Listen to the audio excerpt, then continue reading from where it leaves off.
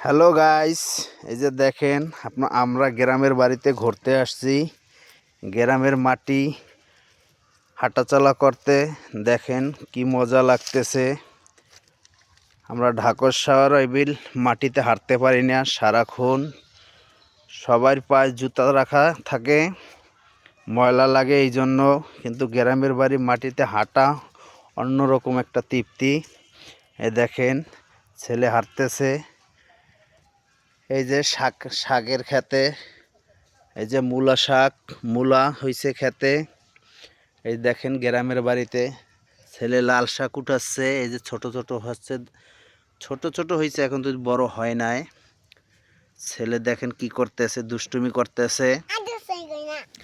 এই দেখেন ছেলে কিভাবে বসে, এই দেখেন শাক ছোট ছোট করে ছিঁড়ে ফেলাইতেছে।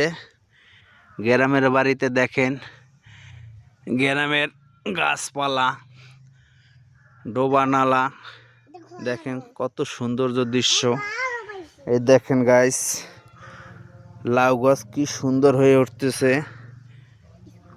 কিছুদিন গেলেই লাউ খাওয়া যাবে। লাউ ডোগাও ছাড়ছে, দেখেন তরতাজা লাউ শাক।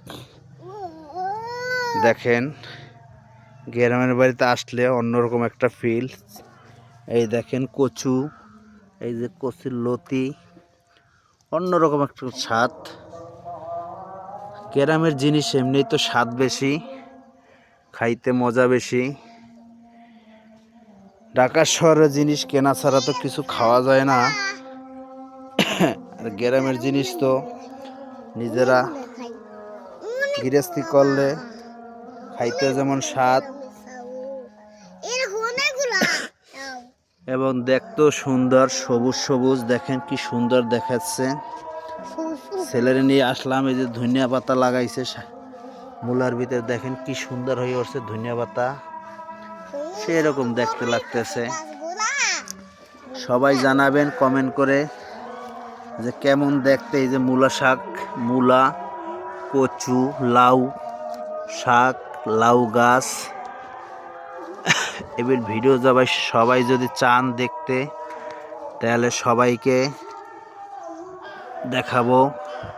জানাবেন যে দেশ গ্রামের এই যে মূলা শাক, ধনিয়া পাতা ইত্যাদি কেমন আপনাদের কাছে লাগছে। এই যে শাহরুখ খালি পায়ে দেখেন কিভাবে দৌড়াচ্ছে শাক পাড়াইয়া, সব দিকে ছোটাছুটি করছে। ঠিক আছে, এই যে মাটিতে তো হাঁটা হয় না, এই জন্য খালি পায়ে আসলাম শাহরুখকে নিয়ে হাঁটাচলা করার জন্য। সবাই ভালো থাকবেন, টাটা, বাই।